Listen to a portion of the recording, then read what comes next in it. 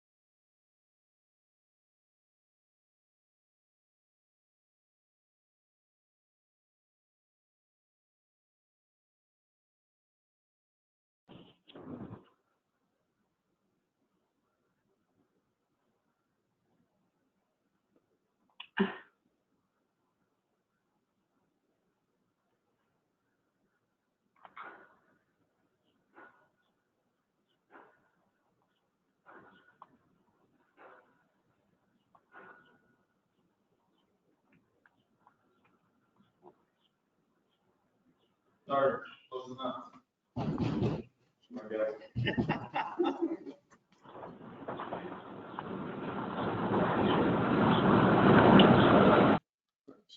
gotta be ready, yeah.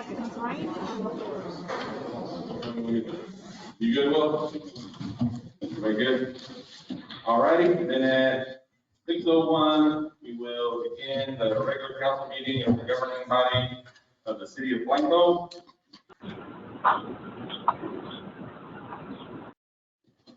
And we will start with roll call, please. Mayor Pro Tem Salcedo, Here. Councilmember McClellan, Present. Councilmember Smith, Present. Councilmember Lewis, Present. Councilmember Devine. Present. We have a quorum. Mr. Rise, do the pledge of allegiance.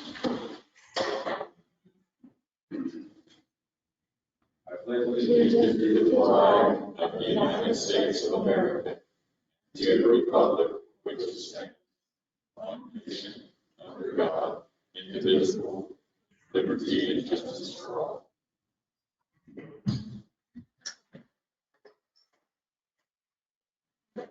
All right, next, we're going to go a little out of order. We want to go to item number 1 in old business, which is consideration and possible action on COVID-19 update and review city mask policy implemented July 14th, 2020.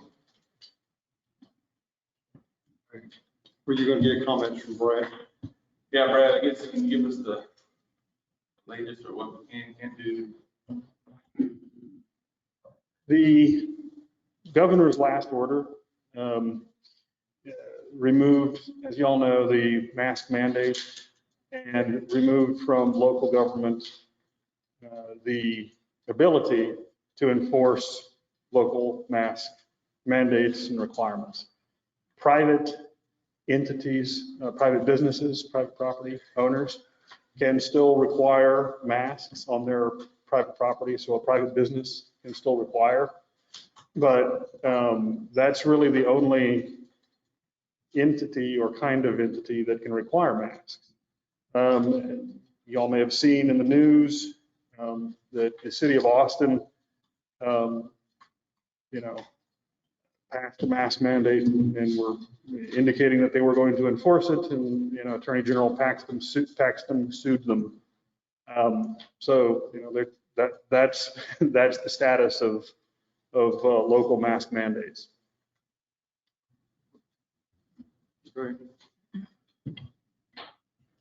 Excuse me, Brad. I had heard that a judge upheld the city's right to do that. Is that not accurate? Yeah, I think so, but that's the district judge. I think that's up on appeal. I think the AG is appealing it. Okay, And so the issue has not been finally resolved. The last time I see. the AG challenged a local authority like that, they ultimately won at the appellate level. Mhm. And so I don't think the issue has been finally resolved. Okay. Certainly there's, until it is, we know the position that the state and the AG takes. Right. And so, we might get some clarity, but given the way that it turned out in the when it all shook out, the way that it turned out after the appellate court the last time, I don't know that there's going to be a different result, but I can look and see, I can look for any updates on what's going on. Yeah. I haven't checked in on it in the last couple of weeks, and so Yeah. I don't know exactly where it stands right now. So there could have already been a decision. I just would need to go look it up. Okay. What would need to be done in order to drop the mask mandate as a city? Well, there's really nothing you need to do to drop it, because the state takes the position that any existing mask mandates of any local government are superseded by the governor's order. So as long as you don't try and enforce it, then the governor's office and the AG would say, it's a dead letter. It's unenforceable. So I don't think the city needs to take any action to formally, withdraw it, but enforcement would be another matter if you tried. Mayor Pro Tem, I did check with our county, and Blanco County does maintain a mask policy, and I would like to follow that our county judge's decision, and I would like to renew our mask policy. I understand from what Brad says that enforcement is not an option, but I'd like to extend our mask policy through May the 11th. And the policy that we currently have, Yeah. we have to work through the whole meeting as well as. Yes. I would second that motion. So we have a first and a second. Any discussion? Matt, all in favor?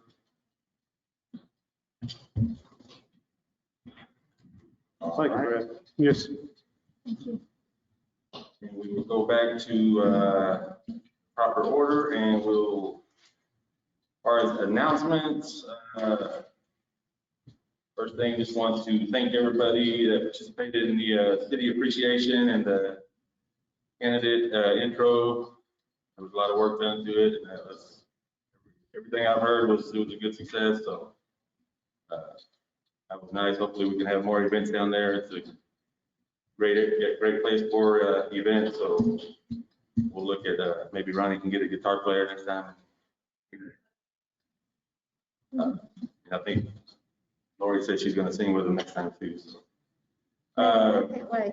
We had the trash off this weekend too, another successful trash off. There was a lot of volunteers. I want to thank all the volunteers. There was a lot of kids out there, a lot of groups that participated, and, you know, Ronnie's crew, everybody that helped with that, all the city employees that helped, Retta, and everybody that had something to do with that. It was nice, and it helps a lot.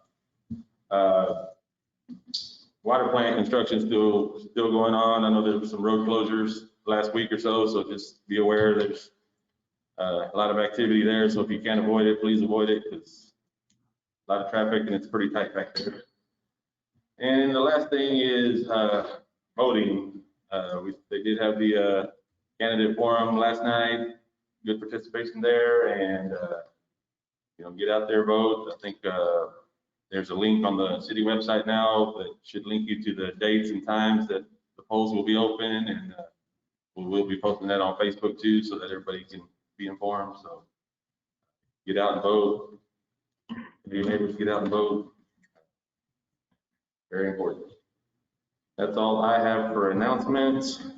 The next item is item number 4, which is National Historic Preservation Month.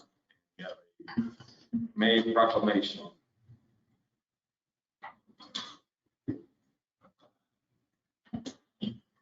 So proclamation, May 1st through 31st, declared as National Historic Preservation Month. Whereas the National Trust for Historic Preservation established May as Historic Preservation Month in 1973 to promote historic places for the purpose of instilling nation and community pride, promoting heritage tourism, and showing the social and economic benefits of historic preservation. And whereas the city of Blanco have long realized the value of good stewardship for its rich historic heritage and the theme for National Historic Preservation Month. And whereas Blanco is invested with its historic homes and buildings, natural rock fences, the Blanco River, windmills, hand-dug water wells, and the Texas Hill Country as found around the city. And whereas Blanco's historic markers found within the city limits, plus in the National Registered Districts known as the Square, as our local historic preservation district, it matters to our citizens and visitors. And whereas it is important to celebrate the city's natural built environment and the contributions made by the dedicated citizens in preserving these surroundings, which give the community its unique sense of place and identity. And whereas the city of Blanco supports and joins in this as the National Historic Preservation Month, Blanco's citizens are called upon to take the following actions. Walk our local city park with its trail, with family members and friends. Look out within the city, the windmills, dark night, starry nights, white spaces, rock fences, rock water cisterns, in by early settlers found to be well suited for our environment, and at the historic homes, downtown historic buildings, and the banks of the Blanco River to experience and learn more about the community they live in. Appreciate our historic sites, the clean, crisp country air, and the people who work to preserve them, so they are here for us all to experience and enjoy. Shop and walk locally at every single retail store and have dinner with your close family members and friends at the square. Protect after the current pandemic and to address ways in which our community can rebuild stronger, resilient, and more equitable local economy. Now, therefore, I, Martin Salceda, Mayor Pro Tem of the City of Blanco, do proclaim May 2021 as National Preservation Month and call upon the citizens of Blanco to join their fellow citizens across the United States in recognizing and participating in this special observance. Thank you.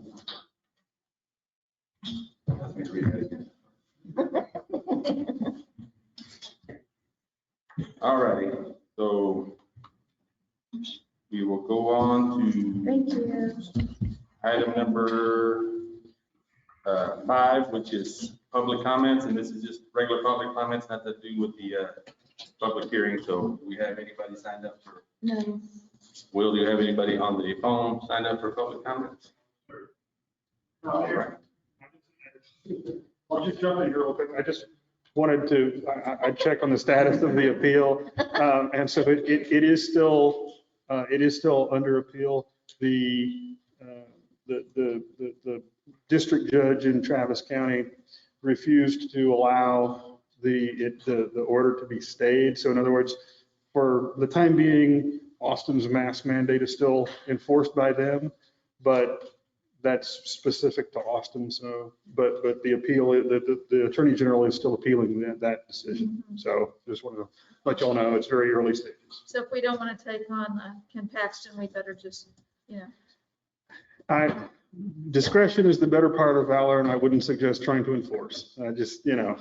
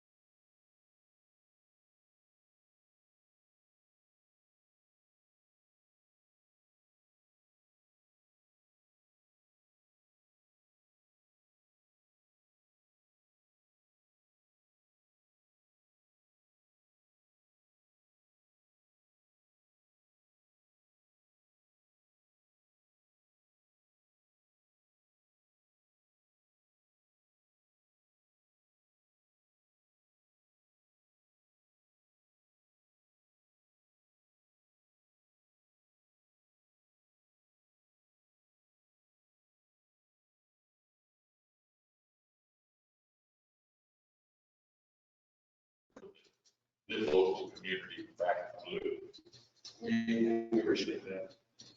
I think in newspaper article about the new officers, you know, police, Facebook, and comment on it, and it's usually very positive, and it doesn't go unnoticed, and we do appreciate that. Thank you, Chief. Next, we'll have Public Works, Ronnie.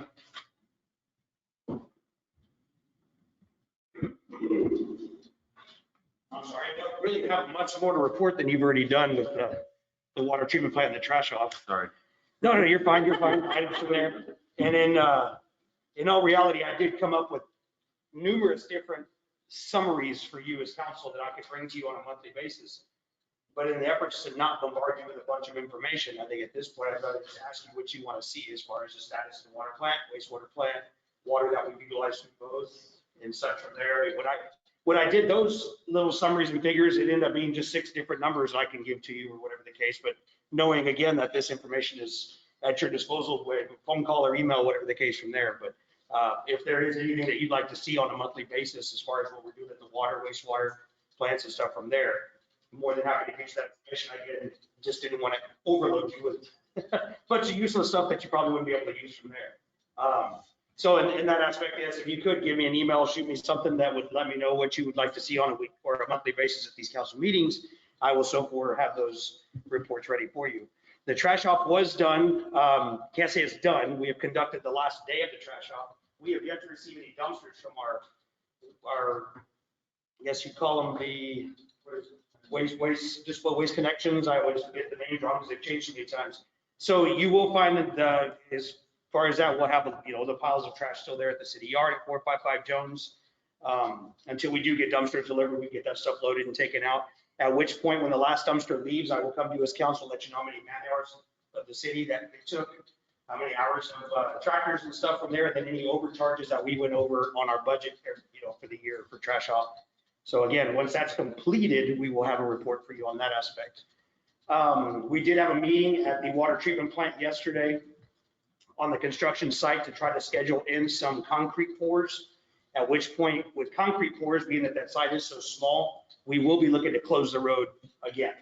I know you had speaking on the road closures and such from there. The idea comes back and forth. It would be easier to have a 1 lane where you have flaggers on either end. And the consensus has come out between us as far as the city and the contractors out there that it would just be so much easier to close the entire roads. At which point we will let you know as council, of course, keeping up with Facebook and putting notices in the paper if we have ample timing to do so. I believe the cutoff for the paper is still Tuesday at noon, or might even be Friday, Monday at 5. But if we get a phone call that Monday afternoon or Tuesday morning, that it'll be closed the next day, they said with ample timing, we'll be able to keep you informed with that. But other than that, I'll open up to questions if you have any. I guess I've got one, and I've been involved to some extent with the builder's risk, and there's a question in that. And I think it would be appropriate. Get closer to the mic. Okay. Thank you. I have to back away because I think I'm Okay. loud enough. In reference to the builder's risk policy that's been provided by our contractor, and after looking over our contract documents, there is a void in the coverage, and that I have a concern about. And I think we have gotten pricing from them to provide that additional coverage. Is that correct? Yes, sir. As far as my understanding is so far, but I thought we were looking for more than one. I went out and got additional quotes. They are more competitive than the pricing that I received by a long shot. I mean, it's not gray, but it would be initiating just an individual standalone policy where they're probably in a blanket, monthly reporting form. Right. We need to take advantage of the pricing that they've tendered to us. I understand after going back through the documents that it's not included in their initial scope of work. Right. And I would like to see you bring us a change order for approval for the cash amount to consider the additional coverage. On the additional coverage? Yes. All right. Well, I'll say quickly, if you read the specifications and you read their policy, they don't have flood insurance on the materials out there. And that being a flood prone area, then we would assume that risk if something happened to those materials because it's not specifically specified in top sheet. I've been working on that. That's on there, we're gonna go with the quote that the, I'm sorry, Will, I'm not hearing. we're gonna go with the quote that the general contractor provided us? Yes. Okay. Yes. I asked Will, because Will's been the one kind of handling Right, and that I've, one, been involved left and right on that one as well, so.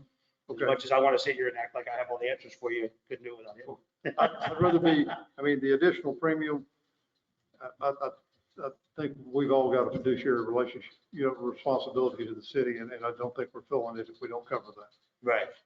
All right, so Ronnie, as far as reports, I think we talked a little bit this morning. I'd like to see that 2-year with the monthly, how much water usage the city uses, and that way we can kind of just see For the past 2 years? past 2 years, and then each month, Okay. that way we can compare this, June to last year's June, and, What I kind of ended with was the amount of water that was, pumped into the city, amount of water that was consumed in the city, and how much we lost with flushes and leaks and, stuff from that aspect. And then as far as the wastewater plant, the same thing, the amount of influent, the amount of effluent, what we've irrigated, and basis on that. But again, of course, going through and doing these different reports, and when I erased everything and only had 5 little numbers up there, it was like, to even waste a sheet of paper on it was like, I'd probably just shoot to everybody an email and give you the information, but at this point, it's whatever you would like to see from there. But 2 years historical, that would be no yeah, problem I at all think either. they're good, so we Well, can. Ronnie, at this point, while we're solely contingent on Canyon Lake, then we'll have a lot closer analysis as to how much water we have consumed based off their metering Yes. and our metering. And any variance would either be variance in the meters or leaks. Sure. Yeah. Yes, sir. What we do, we have of course, there's two separate meters that we utilize from there. One that we purchased from Canyon Lake, and then the other meter at Church Tank, what we literally put into the distribution system. Being that there's a 6.2-mile pipeline between the two with air relief valves, you will see a fluctuation of water in there, of numbers throughout the month and such, but that's something I can specify to you on these monthly reports that you get. All right, thank you. So, mhm. All right, that's all I have. Anything for Ronnie? Yeah, I do. I'm curious to know a little bit more about, you guys made a kind of a remark about drilling new wells. Mhm. And I need to know a little bit more about that. I'm a little uncomfortable with that as a contingency plan for us. Right. I'm curious about the money that would be spent to do that and how that might be better spent to prepare a contingency plan, maybe more tanks or something like that. So can you speak to that a little bit for us? Sure. What water, I mean, in all reality, of course, one of the biggest stressors of my job is to ensure that the city of Blanco does have enough water, Right. bottom line. Currently, we have the 1,200 acre feet, which 600 acre feet from surface water from the water treat, or like a river for the water treatment plant, 600 acre feet from Canyon Lake, Mhm. both being surface water. Mhm. I will probably never stop looking for more water for the city, even at this point, if we don't need it or whatever the case. Water's gold, and anybody who understands that will understand why we're looking for more. Groundwater opens up a complete other door and a whole other reservation to be able to get more water that way. You don't understand? Like, I do we're a understand. surface Yes, I do water understand treatment that. plant, we're a surface water facility, we're a surface water public water supply system. Right. But utilizing my Class A operation license, whatever the case from there, we have the ability to look into groundwater for supplemental water, emergency water, whatever the case may be from there. Mhm. As far as surface water, water that's on top of the ground, we're reluctant to just be stuck on Blanco River or Canyon Lake, unless somehow we can get something from Pinellas River or something from there. But Right. groundwater is probably the first thing on the priority list as far as, because it's the easiest and it's the something that can happen right away. Yes, money will be spent and such from there, but of course, I'd like to tell you at this point, we'll be spending a lot more time on homework before we spend any money to punch anything in the ground or anything from there, as far as if it's something that's going to be suitable for what the city of Blanco could utilize. Go ahead. I was just saying, if the city of Blanco is currently using right now about 300,000 gallons of water a day, a 200 gallon per minute well could supplement us to 288,000 gallons of water a day. So it's crazy to think, but the city of Blanco could literally work off of just a single well if we had the capacity.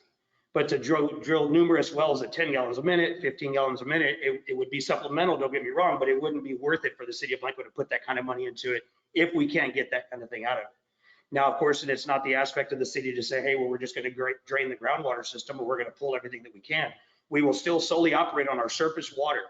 but we can supplement it with any type of groundwater.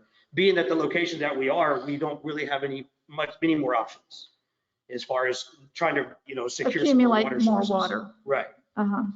Trying to secure some more water sources. So, I mean, even the 600 acre feet that we've got currently out of the Blanco River, we've had that since the 1930s from the TNRCC. Mhm. So, we're still utilizing that same established amount, but of course, drilling wells is just one of the many aspects that we're looking to try to do to secure more water for the city. Right. And this isn't in the aspect of, oh my God, we're expecting major growth. I mean, none of that by any means. It's just a matter of wanting to have very much, supplemental water for the city, no matter what. To where, Right. and the way the well system works out, even with power outage and stuff from there, a single generator and a single well could have supplemented the city for those 7 to 9 days that we were out of water. Could a generator have also just supplemented an additional tank so that if we increased our storage capacity, we wouldn't possibly be compromising other wells in the area?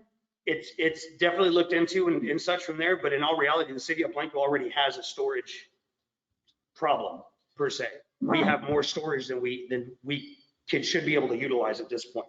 And the storage that we have, we have so much water stored in such little usage through our lines, and that is what relatively includes to our TTHM levels throughout the year. I'm confused. So we have more water with what we have in surface water right now than we can store? The you amount think? of, well, the way that the FMT assistance program that we did with TCEQ 2 years ago, the way that they consider the city of Blanco with our TTHM issues as well, is that we have over storage. We don't have enough water moving through our pipes on a daily basis because we're storing so much of it. We have So why are we looking to drill wells for more water? I'm not Because making the connection drilling- here. If we're not expecting exponential growth, we have more storage capacity than we're using. I'm not Right. sure what the push is Because to look drilling a for. well, or whether we do rain collection or whatever the case may be, or, enlarge the reservoirs that we do have along the Blanco River, at any point in time, we're going to want more water for the city of Blanco. As I know, we're doing good right now. We're in good standing and such from there, but to always want to secure those water rights now and any water right that we can, because as anybody knows that's in the business, it's only getting harder and harder and harder to secure water. Right. Drilling a well, it's not that we have to spend money on the reservoir. We're actually utilizing the ground. That actual aquifer is our storage capacity and such from there. It's just a matter of putting the straw down into it and utilizing it only when we need to. Right. So it's an option, not like the only reason I would even specify that it's number one on the list or whatever, because it's the quickest and easiest and fastest way that we can do anything. But it is one of just many things that we're looking into, of course, on a weekly basis to try to secure some more water for the city of Blanco. Right. Okay.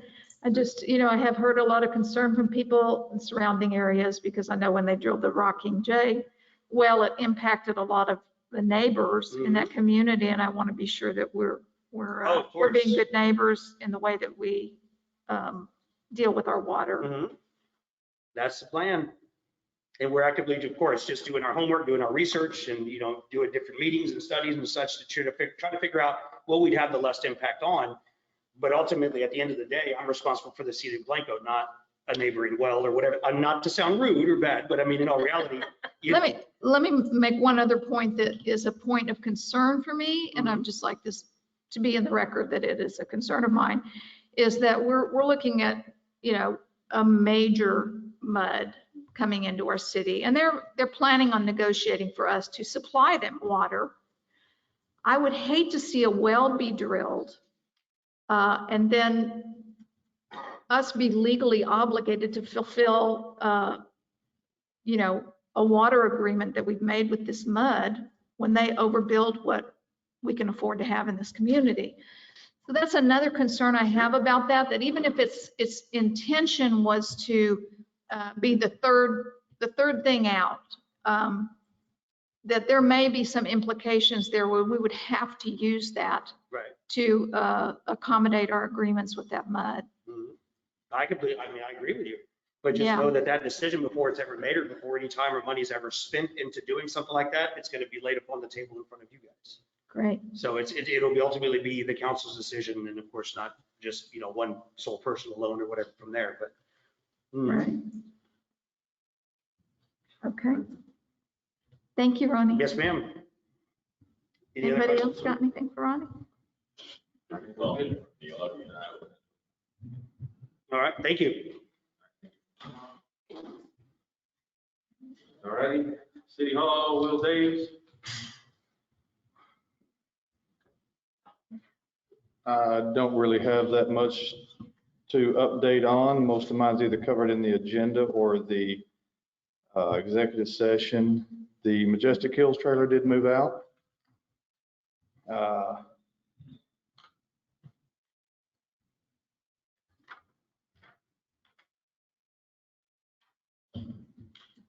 Ronnie and I will be meeting with the task force engineer. We've already answered the questions for the engineer that we were sent before. We're going to be meeting with them Wednesday 11th to have some more direct information provided.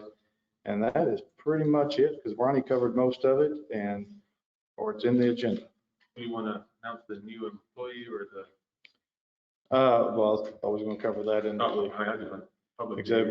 We did do a temporary hire of when I say temporary, it is on contract labor right now for a new finance director that is extremely qualified and has hit the ground running already. It's on a 90-day contract with a 30-day review. At any point during that each 30-day time period, we can, as a council, choose to hire or fire or however we want to proceed with her. But after the 90 days is when we either extend the contract or make a hire or fire. All right, anybody got any questions for Will at this time? No. All right, so that'll be all we have for staff presentations. And we will go to consent agenda. We have one item there, which is approval of minutes from March 9 and March 23rd, 2021 meetings.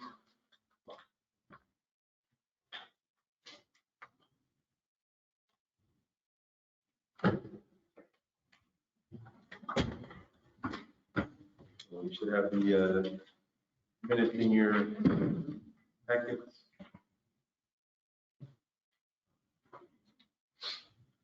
Okay, time to read it. Yes, sir. I think they're ready, so Josh will read it.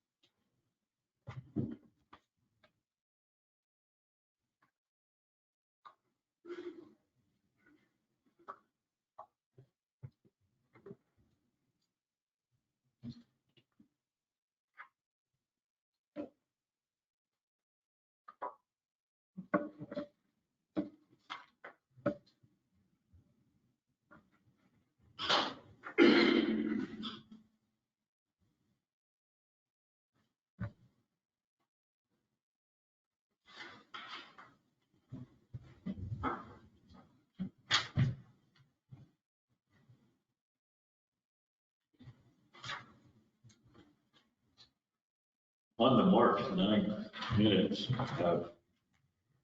says we ratified the election order. Did that include the polling places and everything? The only change that was made was the early voting. Let me see if I can get it in front of me. Hang on. Yes, I have it. Okay. The only thing that was changed was on page 2, the early voting by mail. Instead of the early voting by mail coming to me, it went to Kristen and Johnson City, Blanco County, because they have the list of registered voters. So it went to them and she like approved it, or I guess confirmed that they're registered voters, and then she forwarded it to me. So that's the only thing that changed. Where did the ballots go for early voting? So I'm the early voting clerk for the city of Blanco. So after Kristen approves them, she emails me like the approved registration. And I mail out the votes from the city hall office at 300 Pecan.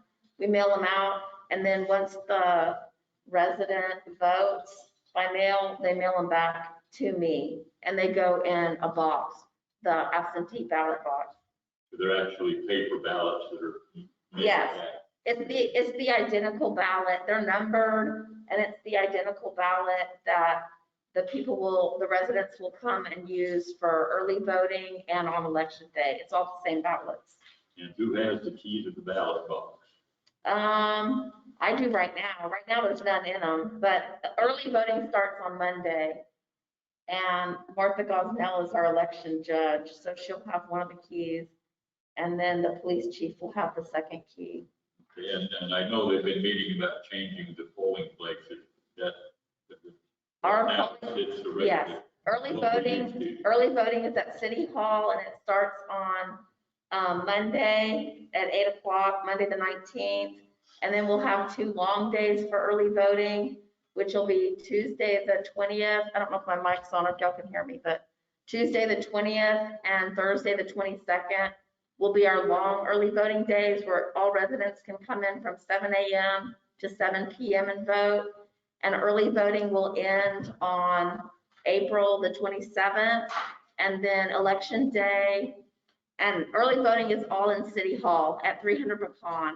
And then election day voting will be from 7 a.m. to 7 p.m. And that's on Saturday, May 1st at the Buyers Building at 308 Pecan.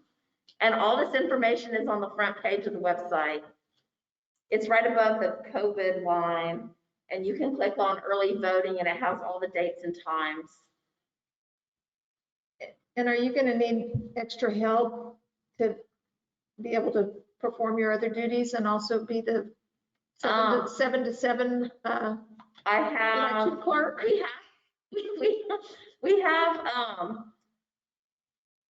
Olga Gamez, who's our utility clerk. She's experienced in city elections and our city elections, and she's also bilingual. And she's going to be there she's going to help in the mornings. And then Margarita, our court clerk, is also bilingual, and she's going to help in the afternoons with voting. So both of them are going to be helping me for early voting. Okay. And then I think we have 4 or 5 people. We have like an election judge, an alternate, and then 3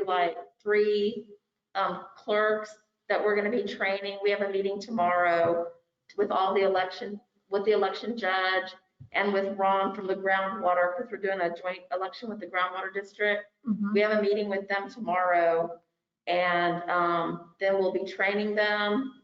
And also another note, while we're talking about elections, Yes. we're going to be testing the equipment. It's open to the public. It's going to be paper ballots, but we have a machine if there's like special needs and you can't sign a paper ballot, you can do a push screen. So we have that option, and we're going to be testing the equipment on Friday at 4:30 in the Buyers Building. And it's open to the public. Anyone's welcome to come. And that's on the website as well. Great. You brought up one other thing I have a question about, Yes, just to ma'am. clarify, and that is, so the groundwater district election, will that be on the same ballot, or do people need No. to ask for a separate ballot? They're if they all want- separate ballots.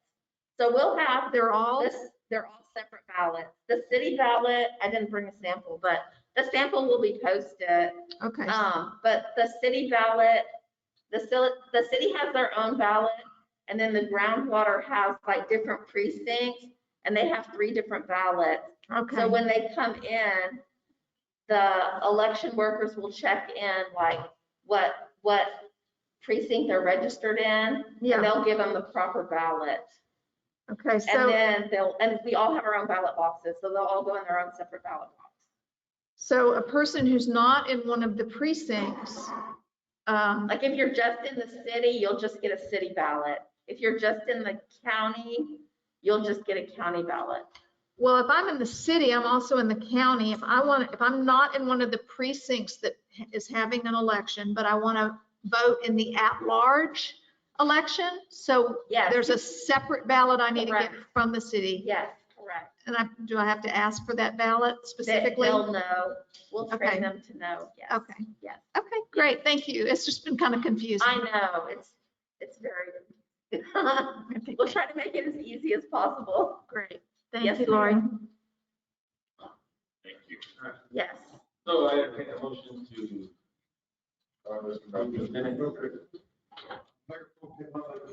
We approved March 9th, 2021, and March 23rd, 2021. It's We have a motion. Do we have a second? Awesome. Have a second. Any discussion? Not all in favor? All right.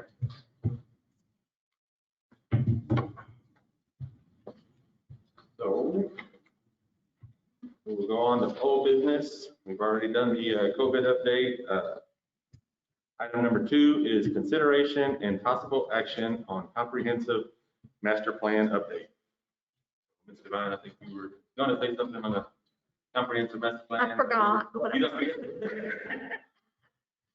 forget? Sorry, it's gone now, it's gone.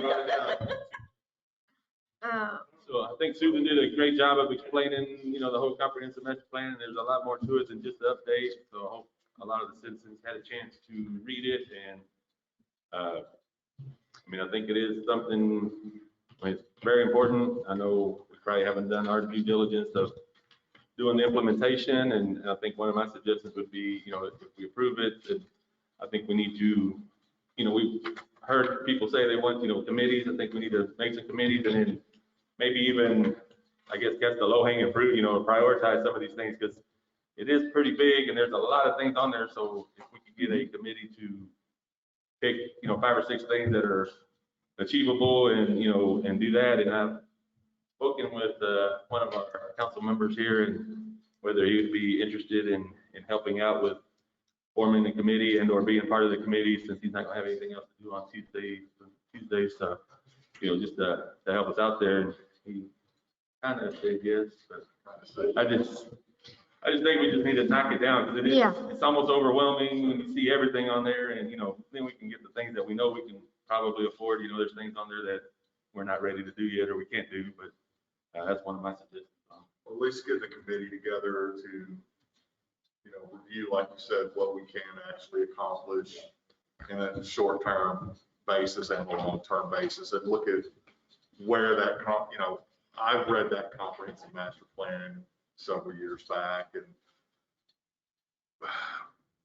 times change and what those college kids were saying we needed for a comprehensive master plan back then may not also be what is, suitable for the future. So we need to look at what's actually achievable and what actually we do want. So I think putting a committee together of citizens and council people and planning and zoning would probably be a good idea to move some of those projects forward.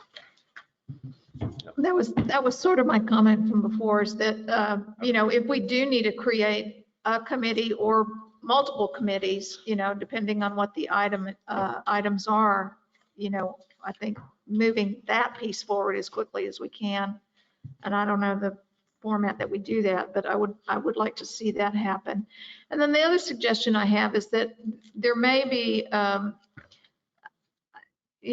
this is, a lot of people did a lot of work on what was done, but I would really like to see an actual sort of a revision committee, at least every 5 years or so for the comprehensive master plan, because we're working with a document. I understand we didn't get a lot of things done from 2004, but as Matt said, times change, there's new demographics here. And I think just to kind of keep up with it, we need to do a revision and see if it's still relevant, at least every 5 years or so. And I don't know where we put that in or how we do that, but that's just a suggestion that I have. Cost is a problem. Cost is a problem on the revision side, but It is? yeah, well, the first plan was it was expensive to have done. If I recall. Yeah, it was expensive. That was back in the year. In 2004. Yeah, Wow. so, but that doesn't mean we can't look at it as a city. And Yeah, that's what I'm update saying. Ourselves, we don't have to pay some firm to come in and give us a whole new Right, plan or revision. We can work on some of these things ourselves. right, I So, agree. Yeah, and then, if we have a committee that's looking. Sorry, I over- can't, Okay, I I'm can't sorry. hear It y'all was with your turned mask. off. It was turned, okay. If we're anticipating related costs for a revision or a new master plan, then at that point in time, we need to put that into our budget. Yes, And that'll be noted to Will. yeah, to I work think on. that's a great point. And let's find some money to do the things we need to do, to really move along the work that all these people have done on this. All right. Do we need Anything to make else? some action or? Well, I think we need to, Yeah. I'll make a motion.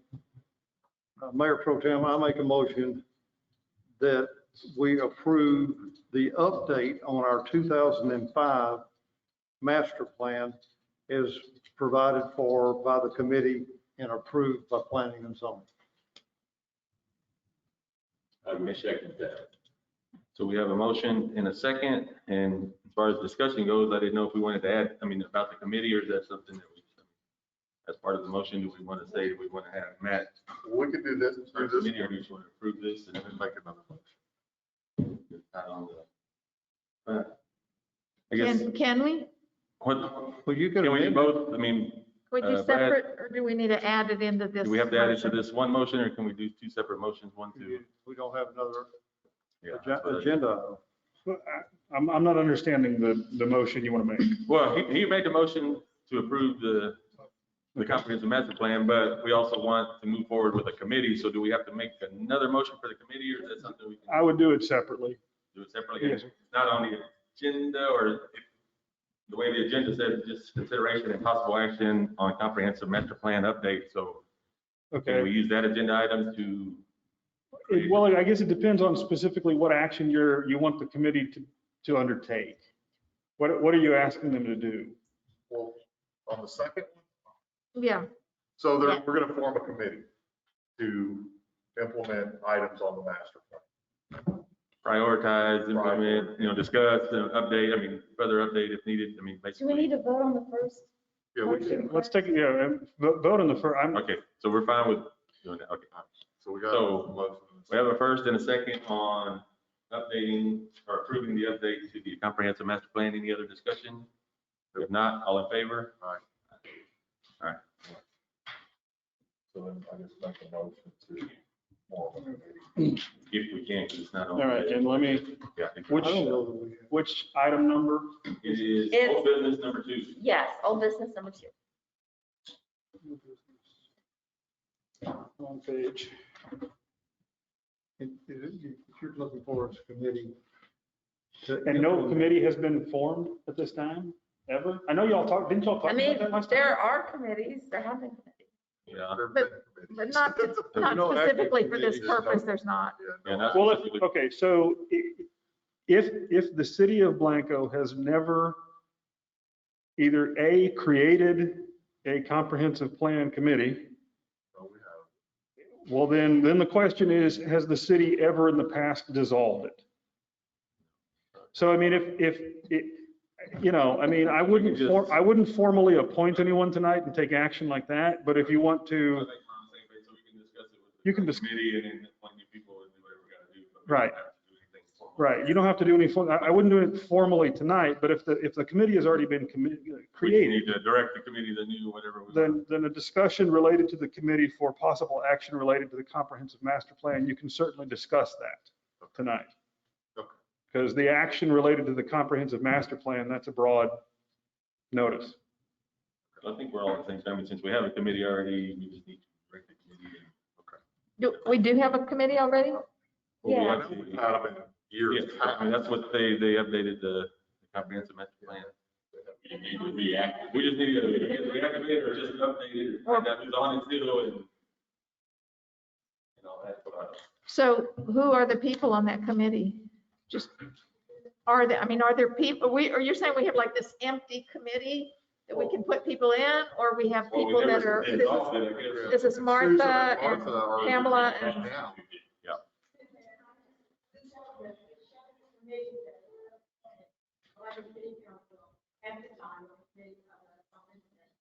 Susan, I can't hear you, hon. Can you use the mic?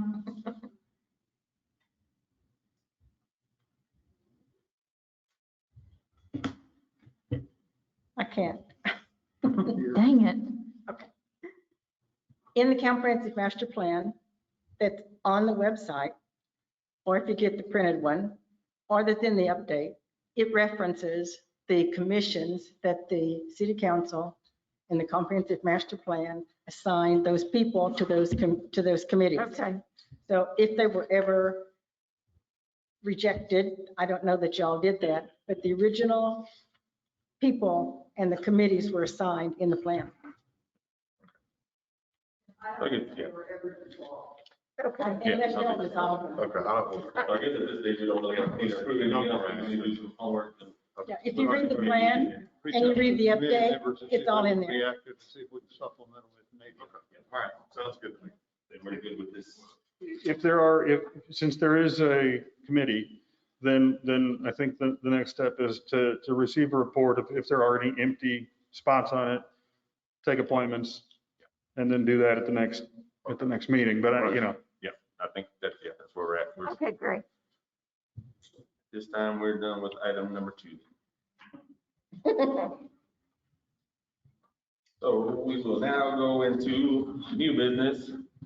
Item number 1, which is consideration and possible action on a request to sound the noon emergency whistle at noon reinstated for the month of May.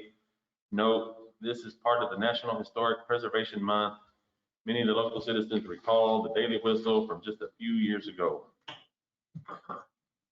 Why did we ever stop doing that? Was there a reason we For stopped? one, the whistle quit working, right? I think Ronnie, Is that what happened? Ronnie broke the whistle. Whistle doesn't work. Ronnie knocked the whistle over. I can't whistle that loud anymore. Okay? No, currently, the horn that would sound in years past at noon is not able to do so due to the timing issue or the timer issue and electrical issue that we have there currently now. Don't know, whatever, it did break is why it did stop. And I believe that personnel were doing it manually and such as the way we do it now, whenever we were filling our water lines and such back up. Now, this has come up in the past, as far as getting it fixed and such from there. I myself have met with the ESD, Ben Oakley, even from there, as far as doing it at noon every day. And the concern of the desensitizing of the communities, a topic that does come up. As far as listening to it every day, knowing such from there. Now, we were looking into doing a monthly test at the highest frequency, if not, it'd be even just a quarterly. And I know Will was in some of these meetings and conducting some of this stuff as of now, but if you're looking to try to, bring it back for historical month of May or whatever the case, then we would really need to jump on and try to get the electricians and such over there to try to see if we can get it back on a timer schedule. If not, we can do it manually, whatever the case from there. But it does not have the operational factor to be able to program a daily at noon timer right now and operate as such. It would still have to be done manually at this time as, until we do get it fixed. And it requires some support from the ESD. Right. Is that located on the water tower for? No, sir, it's actually located on the Public Works Annex building at 503 Pecan, the old firehouse. Oh, really? Mm-hmm. Do you have any other questions That on was it? one thing I thought was kind of neat when I first came on the scene, that thing would go off. Mhm. Yeah, you knew it. Yeah, I think it's a pretty good thing. I'm never here at noon, so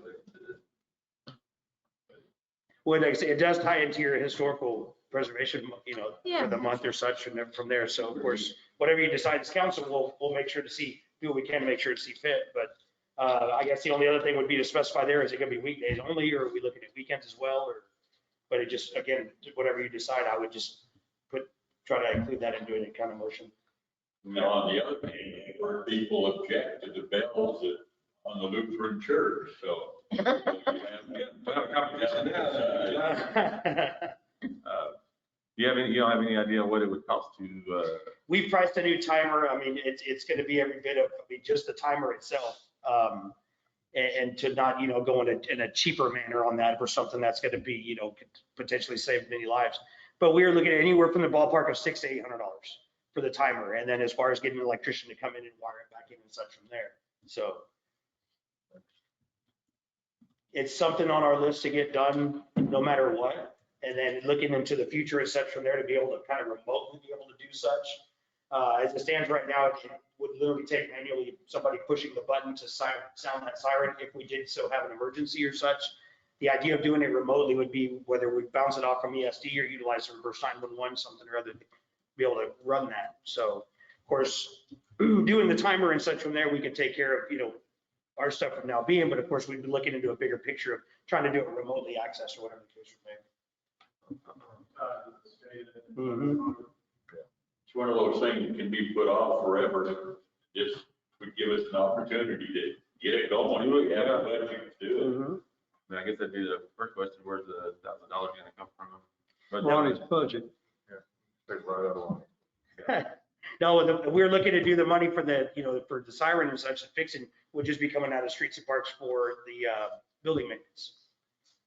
Yeah, I think it's pretty good, I like right, that. for this month, and then see what the feedback is, and And, if we get, yeah, I mean, people might hate it, and we shut it Right. off. originally that was a simple Doesn't that make a defense motion? siren, emergency siren. And, it could, like they said, be able to operate it remotely could, that could save lives in an emergency. So I think it'd Get be it some running. money well spent, so. Well, of course, and like I said, as far as the desensitizing aspect or what, I mean, if it was, 11:45 in the morning and we had a tornado warning and we sounded that thing off, you'd have probably half the town just thinking it's 12 o'clock. So Right. But you wouldn't, that's the you idea. wouldn't yeah. just sound it for Right, you have seconds. multiple, I mean. Right. To do it. Right. And, yeah. And I'm just voicing the Yeah, concerns that we would have brought to to me. educate, I mean, even right now, if somebody heard a siren, they wouldn't know, Yeah. if it's a tornado or you just tested something. Yeah, So we'd start a riot in town and I mean, it wouldn't be pretty. Yeah. We would have to say, I mean, if we were gonna get it running again, we would have to say, hey, if you hear 3 sirens, it's the tornado coming, whatever it is. So that means I got to stand out there longer in that tornado and push it 3 times That's instead of once. Hold on.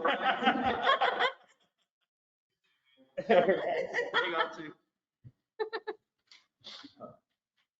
Just a comment in the audience. We're not doing it. Makes it too. Audience was a bit- I mean, unless you have any other questions or what, but All right. again, I would just, if you end up making a motion to do such or whatever the case, as far as the frequency, if it's going to include weekends or such and everything from there, but just knowing as of right now, if it's going to be, we start the month of May, but we have to do it manually, then it'd be a city personnel coming in to do that. Okay. I think weekdays is good. Can I ask a question on procedure, I guess? So my understanding is the public comments in the beginning are only if people want to, is that for, wasn't there some distinction on, you can make a comment on something that's on the agenda, or is that for? Either or, I mean, you can, Either like, or. public comments, you can do just anything you want to talk about, or if there's something on the agenda you want to voice your opinion on. And then that's the only time there's public Unless they're comment. involved in the discussion, I mean, if they're, if you were part of the ESD and we wanted to ask your opinion or something, but Okay. just basic I'm just public. curious because Yeah. it's come up a couple times. Right, and I meant to, and my bad for, I meant to, after that last meeting we had here, I wanted to make that clear again, but I'm glad you brought it up. We've played kind of loose with that rule in the Yeah. past. We allow the public to comment on certain items, but it's up Right. to the mayor to Okay, determine how he or she wants to address that. conduct the meeting. Discretion. Yeah, it's at the Well, discretion of the mayor. I'm always excited when I see people that actually Right, right, and participate. don't trust me, I don't want to discourage people who yeah. show up and No. want to participate. No, I agree, but it's just, it makes it easier just to be Okay. consistent. I'm gonna try to be more consistent. That's my Okay. last one anyway, so. And just to I'm saying, no, clarify, I mean, I'm my last one, nope. in public comments, they can comment on anything, but city council cannot respond Right. unless it's agenda And item. that's what makes it tough, Okay, too, is that when that's you what I start was that thinking. conversation, yeah. That's what I was thinking of. Okay. Just So to sorry, clarify. Joanne, I'm just being mean today because it's my last one. So, yeah, tell me, yeah, let me know either way, so. right. Yes, definitely. All right, so with that, entertain a motion if anybody wants to make a motion. I forgot where we were. Oh, Wrong Yeah, let me- side. Mayor Pro Tem, I make a motion that we do approve the activation of the siren for the month of May. And I would suggest that, or in that motion, have it that it would be 5 days a week. So if my preacher's running over, it won't get him real excited. All righty, we have a motion. We have a second from Mr. McClellan. Any other discussion? Not, all in favor? All righty. Down the siren, it passed. Ronnie, Get to work. go down there right now so everybody will know it passed. All righty, so we'll go to item number 2 under new business, which is consideration and possible action on street closure for Lavender Festival, June 11th through the 13th, presented by Chamber of Commerce. So there we go. Hi, everybody. How are y'all today? I'm filling in for Libby, our executive director. I'm Tasha Cordini. I'm the president of the Chamber of Commerce. We're having Lavender Festival back this year. We are, just for a couple of quick points, we are doing some social distancing stuff in our plan. We reduced our booths by 30% so that we can have a lot more space. We also did that for our beer and wine tent, our food tent, everything got reduced so that we can have a lot more room. People can spread out. We won't have everybody so packed in. So what we're asking for again this year, this will be our 17th year, is the street closures for 3rd Street to 281 and Pecan Street to Pecan, and Pecan Street 2nd to 4th Street. Those are the streets we've always closed in the past. And we would also ask for the large barricades to be placed at 3rd Street and 281. And we will add signage to that barricade to request visitors not to cross there, but to walk to the light. We would also ask if we could please borrow some orange cones to place around for blocking off areas and to also mark handicap parking, because we try to keep some good handicap parking for people who need it during the festival. And then the last thing is we were wondering if EMS could use the buyers building again to stage, so that if anybody does have any issues, they would have a cool place to take people. The last couple of years, y'all have allowed us to do that and let the EMS rig park right behind it. Our executive director, Libby, has a meeting with the chief of police tomorrow to talk over security and all that. She also has on her agenda to go around and talk to all the businesses on the square and make sure that they're all on board with us. We've already talked to about half of them and everybody's good, but she'll continue to go around and let everybody know what's going on and what we're doing and all that. So that's what we request. All right, Chief, at this time, you see any? We're supposed to be tomorrow. Okay, so. Yeah. I mean, it's the same thing we've done 17 other years, so yeah. It's the exact same thing we've done all those other years, so. Well, I only got one other question. So Ronnie, I know we have, I guess, fees for barricades and all that. So I know in the past we have, I was just saying, we've done it historically in the past with motion made to close the street, that the city will waive all fees for the street closures and deposits for cones and such, whatever. Completely up to you, but that's what the way. that's why I just kind of wanted to educate everybody. Because there are some fees. There are fees. And if anybody has any questions for me, I'm happy. So at this Can time, you email me that? Can I email you the what? Closures, everything you said? Yes, I will get Libby to do that tomorrow. Thank you. Absolutely. Ready? Well, I would make a motion that we approve the chamber's request as submitted and waive the cone and barricade fees again this year. we have a motion. And the street closure fee, I'm sorry. And the street closure fee, right. Yeah, and the street closure fee. I have a motion from Mr. Lewis. Do we have a second? I'll second. We have a second from Mr. Smith. Any other discussion? Not all in favor? Thank you all so much. We appreciate it. Thank you. Good luck Thank you this year. too. Thank you. Who seconded that? Thank you. So it was a tie. It was that Mr. Smith. I know, I was like, it's And you really had a quick. mic on. If you did have your mic on, we wouldn't give it to you, but you had. So there we go. There we go. He's quick on the draw. Gotta be fast.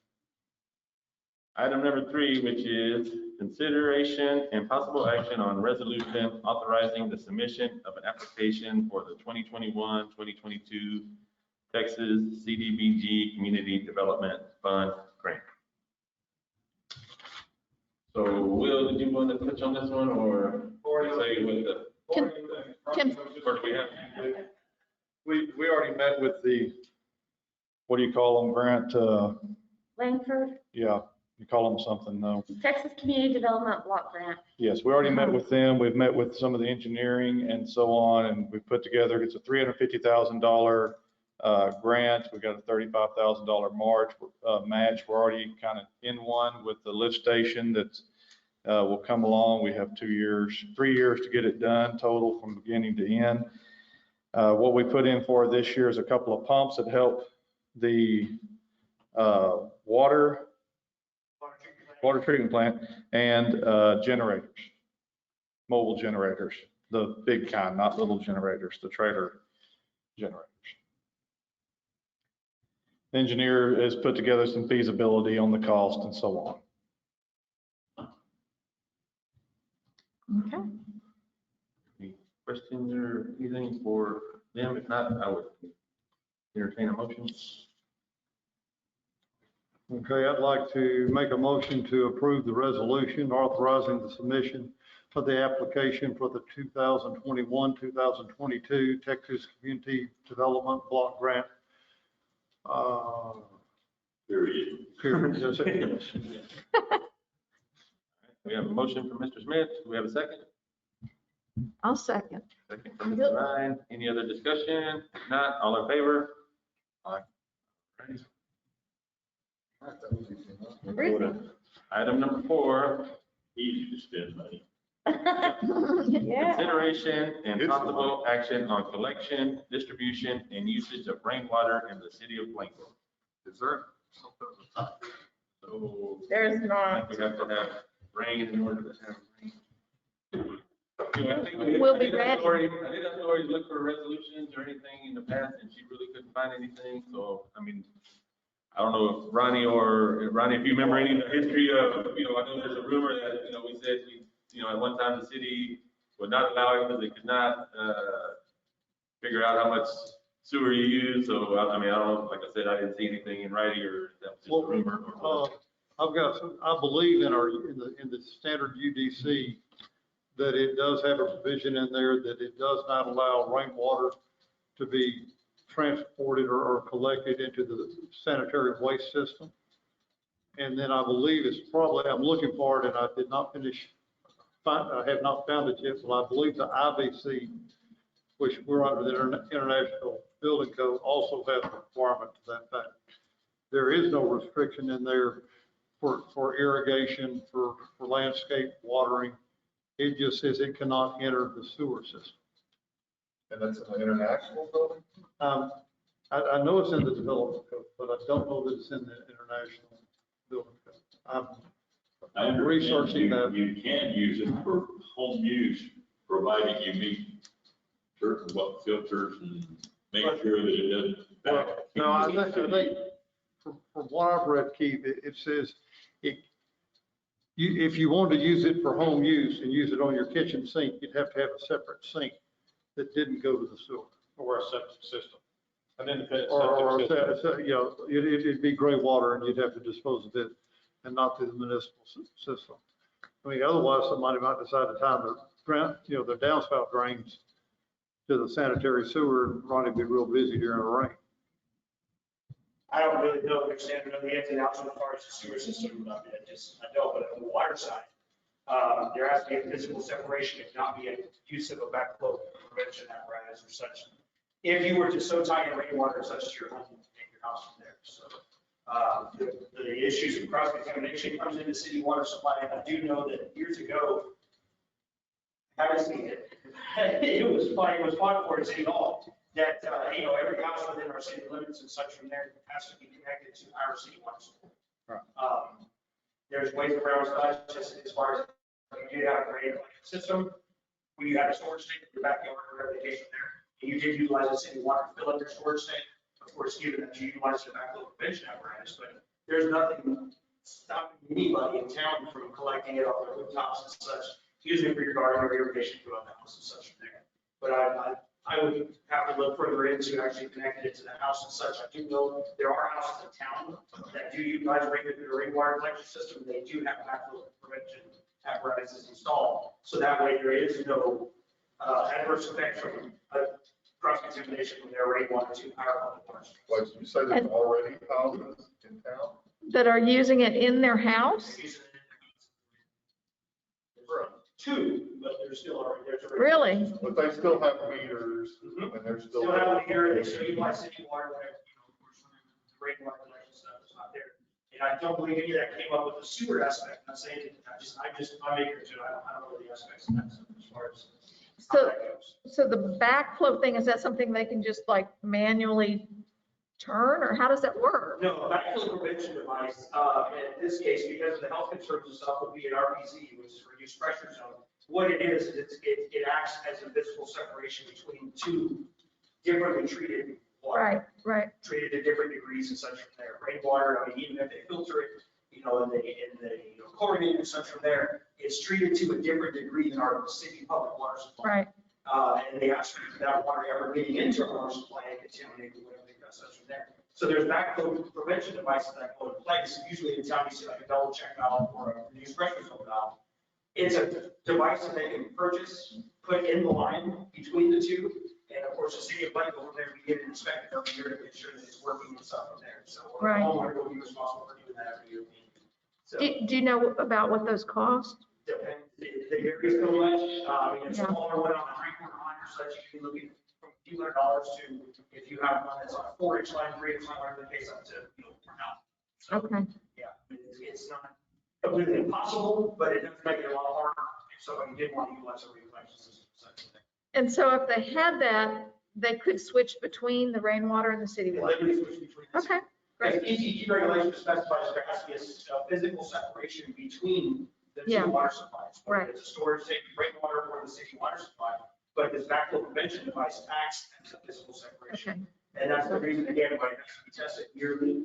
It should be tested about every 3 months or so, but of course, the state mandates that it's at least tested once per year to ensure that it's still working. And of course, in the city, I have record of every single one that are in town and all of the test results of it, as the water purveyor of the city. But we have to ensure that they are working, at which point they're not, if we have the ability to shut off our water supply to make sure that the results. I think we're at the Mhm. same CDC. So we would have to establish, it's kind of like a permit.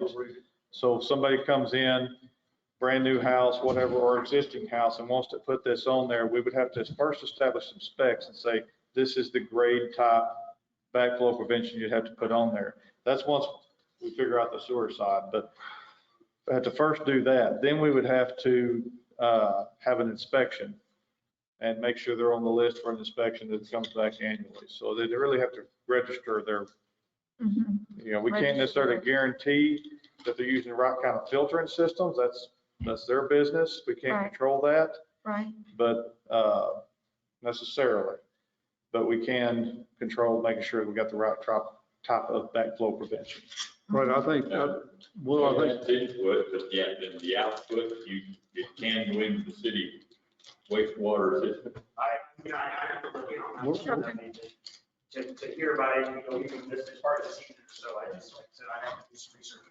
Check with TCQ, they may have something to say about it as well. I mean, I know the stuff that's come up even with TCQ as far as taking any kind of traffic water, whether it be rain collection system, whatever the case may be, you get into issues as far as, especially now, and it's probably going to be more pertinent now with the type of wastewater system that we do have. The extended air with, we have return activated sludge. There was an acid rain event or something or other, or pollutants in the air that are going to come down and eventually into our sewer system. It could potentially fire our sewer system. So I'm sure there's provisions in there. I'm just not aware of. Never had to do it in the past. So this Right. is definitely something that I can do some research on, and maybe we can share some resources together to see what we can come up with from there. We did it now. There's, TCEQ has, I know this because I'm literally looking it up right now, okay, so. But yes, there's a TCEQ webpage within their site dedicated entirely to backflow prevention and the regulations that are associated with it and the requirements. And typically it's a city, a water system can enact its own backflow prevention requirements. And TCEQ also plays a regulatory role in that. And it's talking again mainly about irrigation systems and the instances where backflow is most likely to occur. And there's also a mention here that homeowners, a garden hose is another example of where that can occur. And there are inexpensive options that you can install on your system there. But yeah, I mean, there's going to require some more digging into it, and possibly coming back to y'all to determine whether or not you need to adopt some requirements for backflow prevention, depending on businesses. And Yeah, so whatnot. very stringent requirements, more stringent than TCQ in the state as far as backup and such, so. Yeah, but on this aspect, what we were getting into with Will and I, as far as coming in with further such as somebody listens to this meeting or something is passed, and yeah, I can put in my own rainwater collection. I'm gonna tie it in, I want one of those backflows, and I'll be from Home Depot or whatever. We have to ensure as a water purveyor that it's working, operating correctly, and that we do have record if you know about it. When we do our E. coli samples or whatever throughout the distribution system, if we do find that there is a cross connection, that would be one of the first places, knowing that there's two different types of degrees. But yes, we currently have a cross connection program that's a lot more stringent than what TCQ mandates as far as they're there. I mean, you guys would know about it too, as far as anybody coming into the city to start up an account pays for CSI, customer service inspection. The state doesn't mandate that we do that on every single account when it changes the needs and such, but we've actually recognized by TCQ for taking that extra step and being a lot more stringent to make sure that our water quality is safe and sufficient. So, but again, what Will was thinking of as far as if we were to go that way and allow that in the city from there, the ones that we currently know about already have that. But if this was something that we're going to allow throughout the city as such, their permitting process would allow us to know that, hey, this is what they're doing, and then we have the apparatus, serial number, model numbers, everything from there, that way we can do a test and be able to know that they're working. Right. So it can be done, we're just not equipped, I guess, to allow that. today. But if y'all want to charge direction with something to get developed for it, then we can certainly take it on, but it's going to Because be, this would eventually go into the UDC or the. yes, sir. I think it's definitely worth looking into more. And I think we can just do it with no action. Just basically say, look into it more and find out, is it possible? What does TCEQ say? And then, Yeah, whatever Mike was talking about, the building codes. Yeah, well, I guess we need to, and I'll work with y'all on that. We'll sit down and I'll read I think I know where it is in the UDC. I have not. I found it in the UDC, but I have not found it in the IBC. I haven't found it in the IBC yet.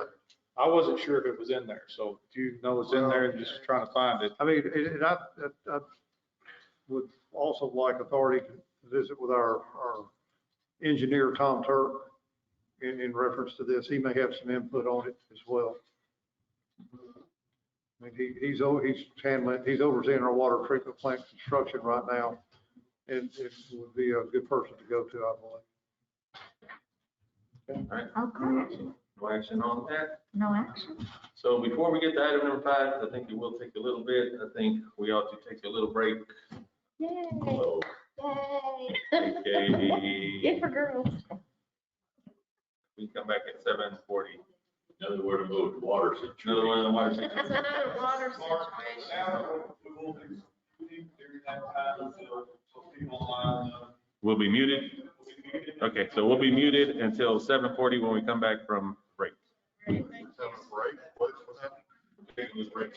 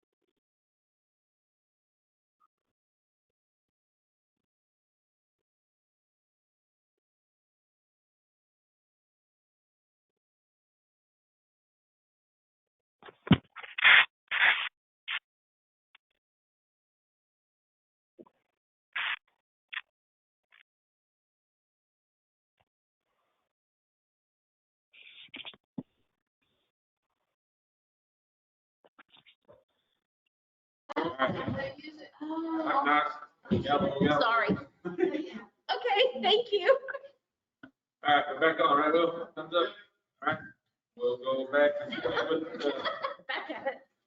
continue with the meeting. I think we are on item number 5, which is consideration and possible action on resolution adopting a municipal utility district policy. All right, so I know this was co-sponsored by Dita and Mr. McClellan.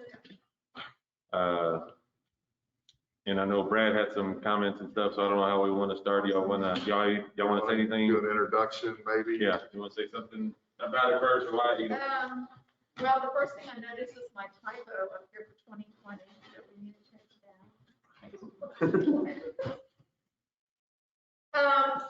This was just something I kind of put together with looking over the other mud ordinances that have been put in place in communities around us.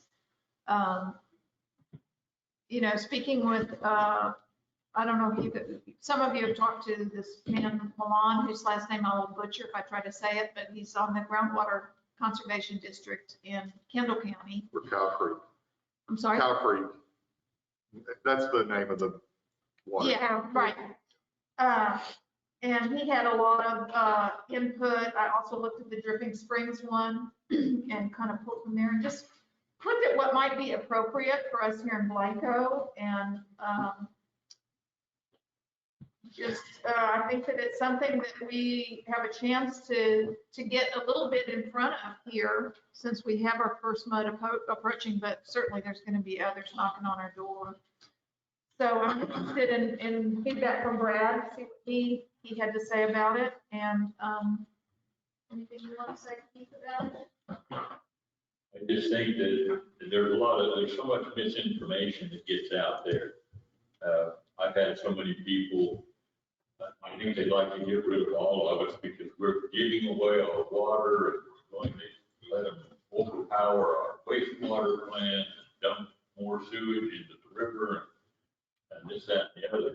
I think with an outline like this where people know, it provides a little more transparency to the public to let them know that this is the stance that the city takes vis-a-vis a mud that's being formed.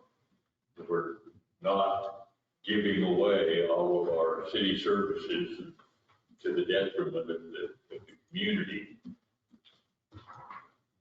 Just kind of give us a little more transparency, I think, and an outline of how the city is going to operate vis-a-vis the mud. I mean, do we need to read the whole thing? No. I mean, I'd like to, you know. I had to do that proclamation. I think you should do it. I was just thinking about that going, I don't want to read this. So Brad, I guess we'll open it up to you. I know you had some questions or concerns.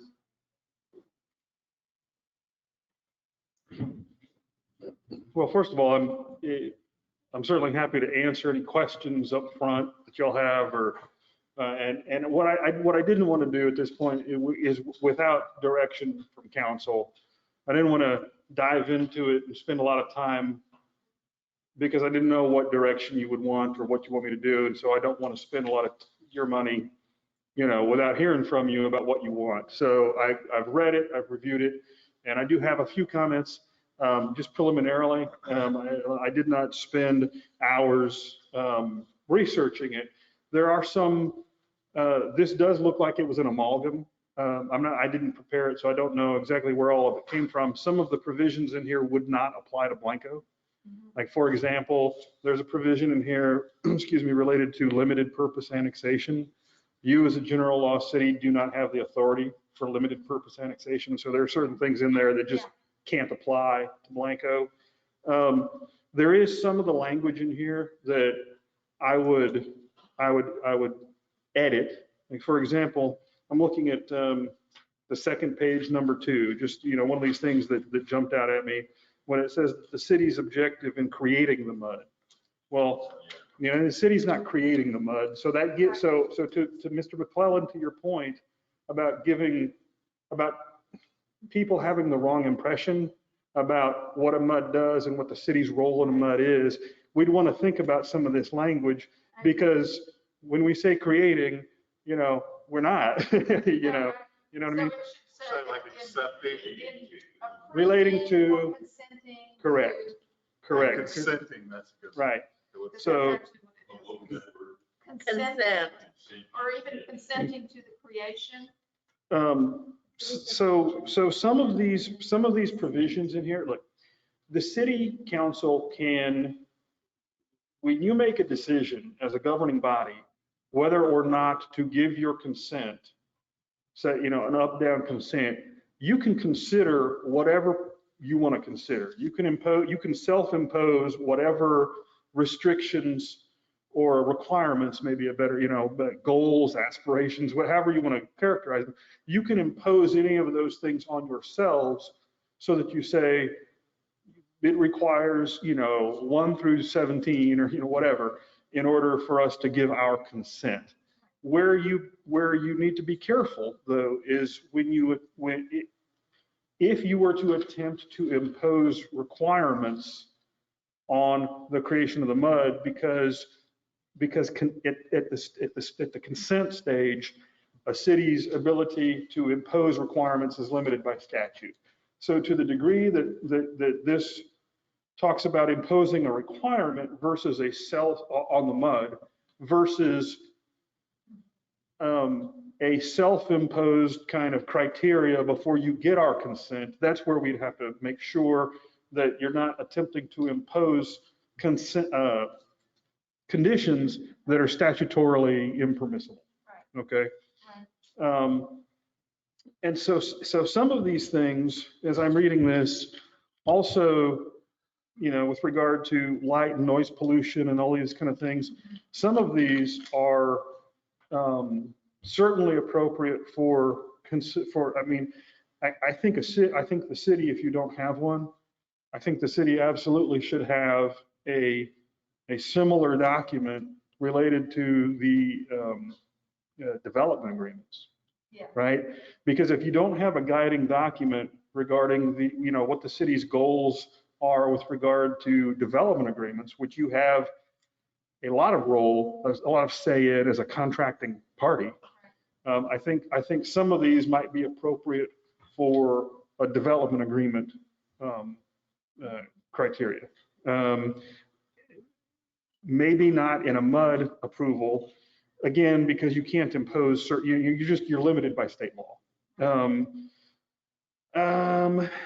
This is, my understanding, and, looking at, Dripping Springs has one, and it's more of a template for a developer to look at what the city sees as appropriate for our community before they come and ask for consent in most cases, but also it would be a template that a MUD could look at as we enter the development agreement phase.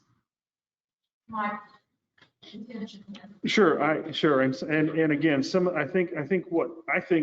when I look at this, I'm looking at what it looks to me or like ought to be, in my view, would be 2 separate documents. One of them is development, and then one of them is MUD consent. So for example, when you get to number 10 on this one on the 3rd page, petition for a MUD requires a pre-application meeting. All of these provisions in number 10, all of these provisions in number 11, and provisions in number 12, all of those are the types of things that I would expect to see in a MUD policy. Where I had a concern, for example, would be like let me see.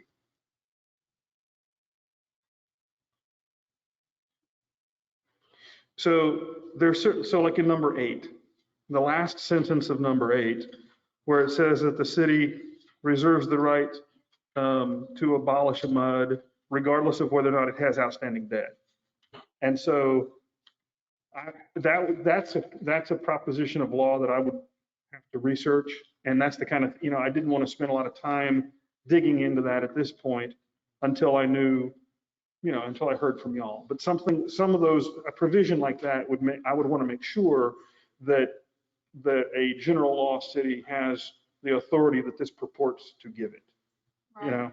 even though it says as allowed by state law? I'm not, well, if state law allows a city to abolish a MUD, I don't think it does. But if it did, then that would be fine. But I'm not sure that a city has that authority. The other thing is, and this is where it gets very complex, and I've handled some of this litigation in the past, you also have aspects of federal law that apply here. And that's because in utilities that have federal debt, this is an evolving area of law. And I've fought over this with utilities for cities like Elgin and whatnot. Utilities that have federal debt are protected by federal law, and a city's ability to take over their territory is limited by federal law. And so that would require another whole kind of separate analysis to make sure that we're not running afoul of I think it's 1326. I'm bad with statutory citations off the top of my head like that. But in any event, it's litigation that have handled for a city like Elgin in the past. And it's an evolving area of the law in the Fifth Circuit where the standard has just recently changed on what constitutes a service area. So we would just, it's just, you've got so many different moving parts. We want to make sure that something like that we don't run afoul of something like that. And let me just say, just as a proviso, when you find something, and I do this all the time, when I'm asked to draft an ordinance or something, the first thing I do is I go look at what other cities have done. And there's nothing wrong with that. We all do it. The only thing but one of the things that you need to remember is that there may be provisions that are in a city ordinance that have been passed. But that doesn't necessarily mean that all of those provisions are actually enforceable or lawful. It just might not have been challenged yet. Right? So, so with that said, I mean, I think this is a good starting point and a good template. I would just want to make sure that there are not provisions in here that either don't apply to general law cities or that overstep the city's ability to impose conditions. But if you want to set a bar for your consent, you can set whatever bar you want on yourself, and then it's up to council to vote.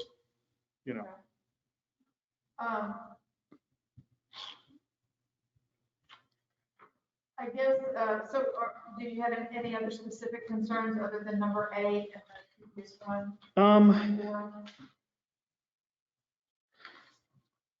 So I get, some of my concerns, it comes down to wordsmithing, and I don't, so I don't want to quibble over it because, so like number 3, when it says the city's minimum requirements for creation of a MUD.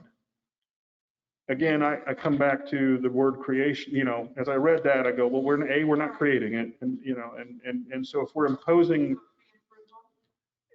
yeah, I mean, if consent, you can impose whatever conditions you want on yourself for giving consent, but so number 3, because of the word creation, had some issues because you can't impose, you can't say, look, you'll get our consent if you build pedestrian walkways, because the state statute doesn't allow you to impose that kind of condition. But in terms of, this is where number 3 seems to me to be appropriate. Take out the concept of MUD, but put in a development agreement. If we're going to give our consent, then we're going to enter into a development agreement with you. And the terms of the development agreement are going to look like this. That's a second, a next step that I think that's appropriate for. Because again, I'll just remind you and the members of the public who are here, and then anybody who's still listening on the internet, just everyone needs to keep in mind that the city's consent or lack of consent never means that a MUD does not get created, right? That's not what that means. You don't have veto power. So, and I think that was one of the big misconceptions that I think a lot of residents have, is that the city has some veto power, and we just don't, because the legislature says we don't. Right, yeah, and remember all that. I know there is still a lot of confusion about that in the general community. I kind of do that. Sure. But,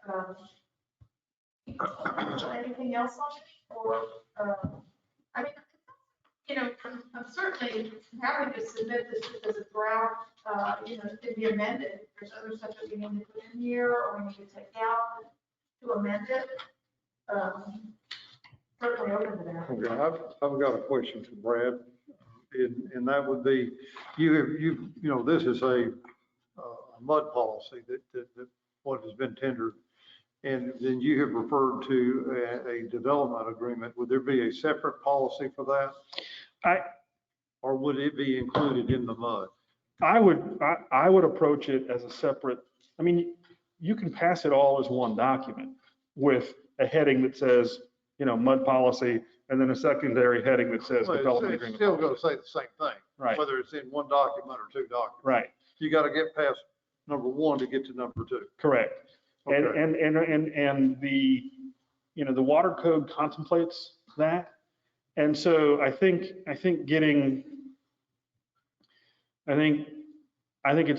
in order to help public, enhance public understanding, I would take an approach where you would say, look, in order to get the city's consent to enter into a mud.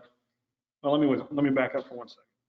One of the issues that this policy does not touch on, but it kind of implies, is the city's authority to regulate in a certain geographic location. So one of the provisions in here that I didn't mention that just caused me that I had a question about was that if the mud does something outside of its boundaries, and I forget, I don't remember which one that was right now, but it said if the mud was going to do something outside of its boundaries, then basically it needed city consent.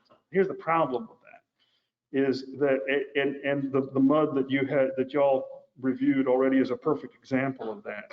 Number one, state law, the one area where you do have veto power over a mud is if it wants to come into the city. It's probably not going to happen. Nobody's going to ask for that because you're your own provider, right?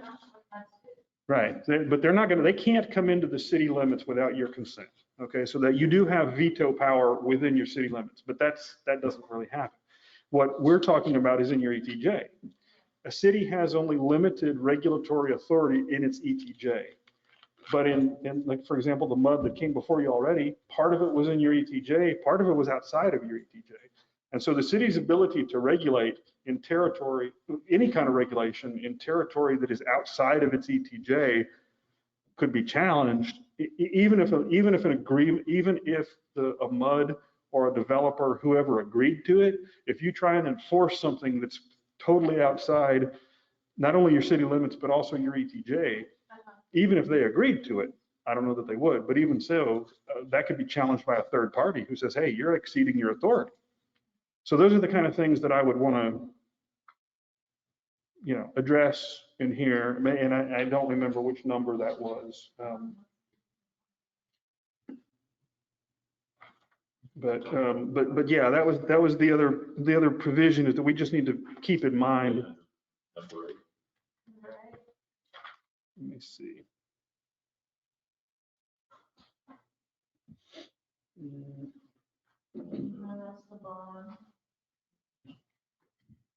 Is it number 6? About the boundaries? I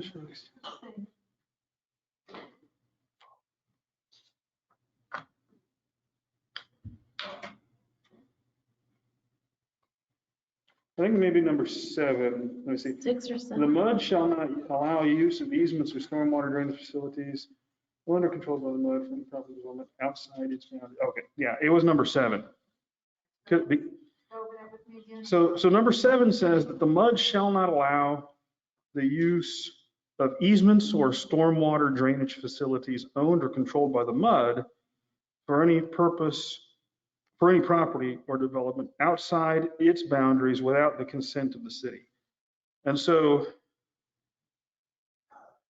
a mud, one of the issues that came up that came to mind is that, a mud as a separate governmental entity of its own. There are constitutional limits on how governmental entities can delegate authority, decision-making authority to either individuals or even other governmental entities. It's not that it's impossible, but that does become an issue. And so if you have people who are in a mud, who pay those fees and rates and to pay taxes basically to pay off those bonds, and they vote for something, but the city of Blanco, and they don't live in the city of Blanco, and they're in a portion of the mud that's not even in your ETJ, and you say, no, we don't give our consent, that could create a potential issue for, a challenge of some kind, it seems to me.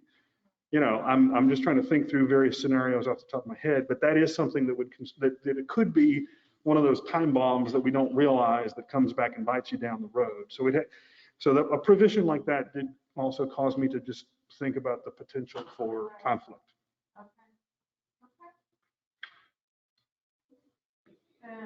Any other questions?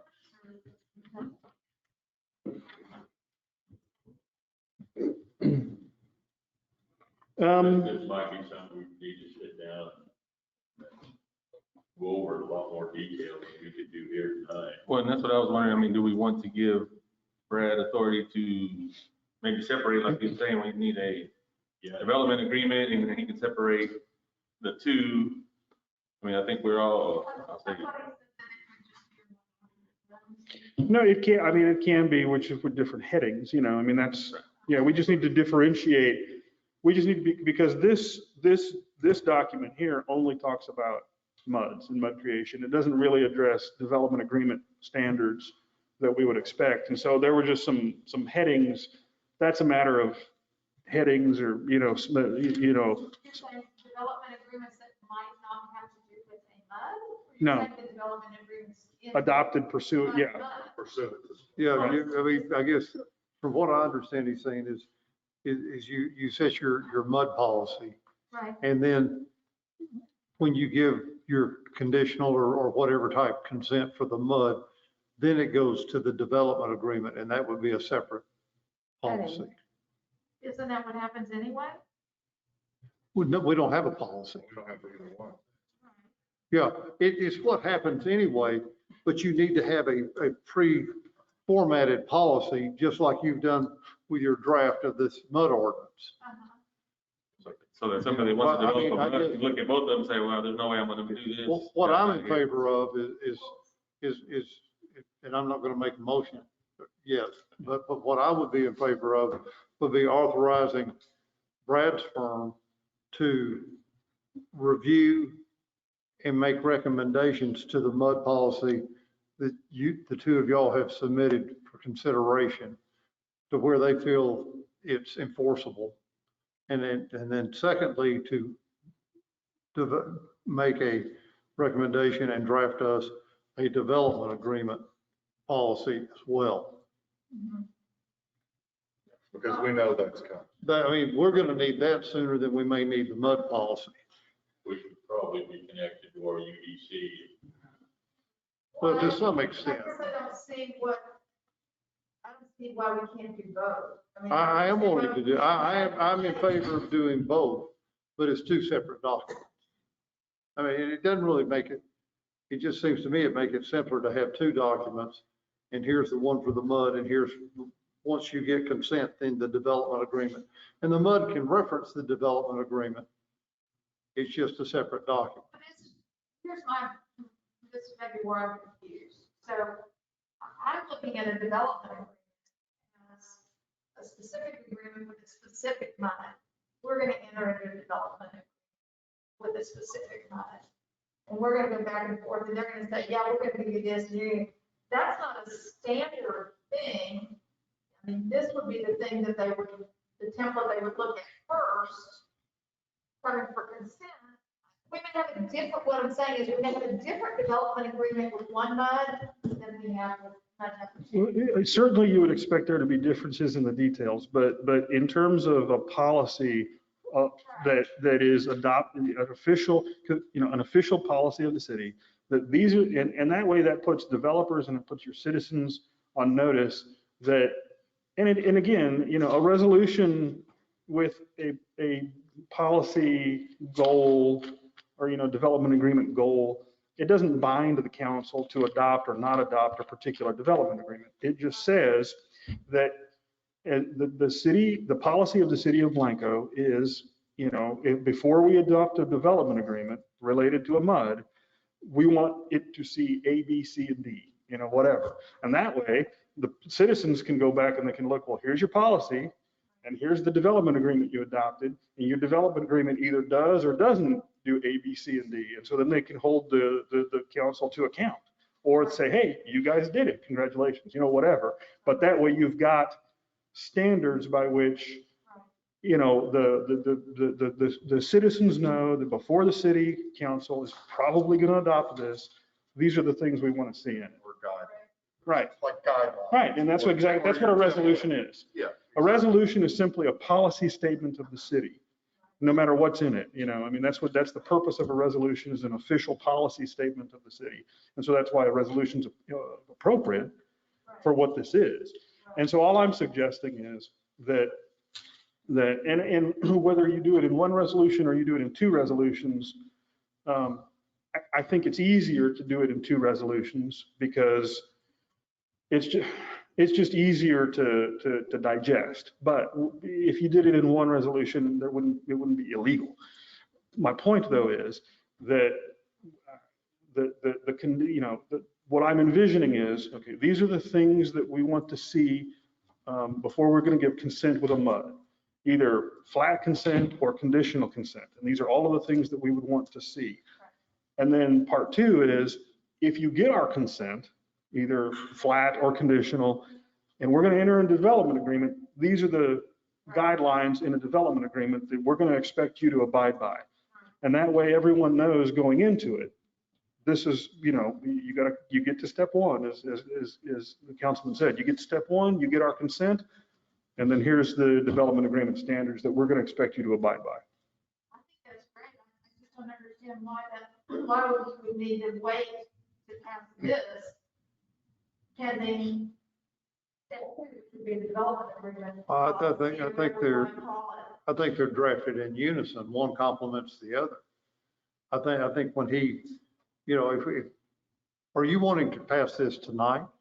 Yes, I would like to pass this tonight. Okay. And if there's amendments we need to make, even if we need to make amendments next week because something came up, next month, we can certainly do it. Question is, what's the hurry? Is somebody knocking on, is there a new MUD that I don't know.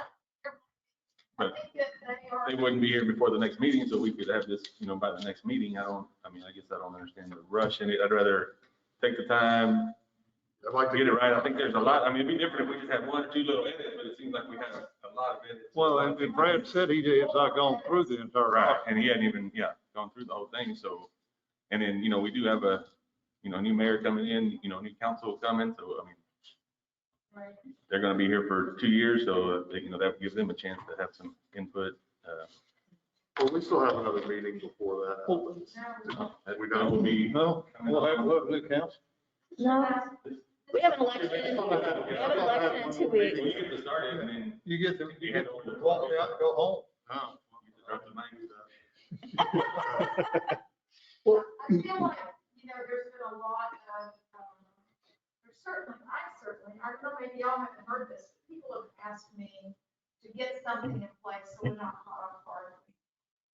Right, and we want some. Right, and we agree. I think We just don't want to. you brought this to issue, and I think we can address it, but I don't know that I'd be supportive of this document without it being reviewed and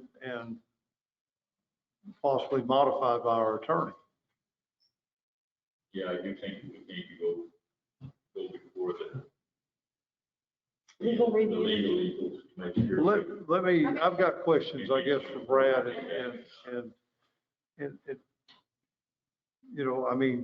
your firm has helped develop MUD policies for other cities, correct?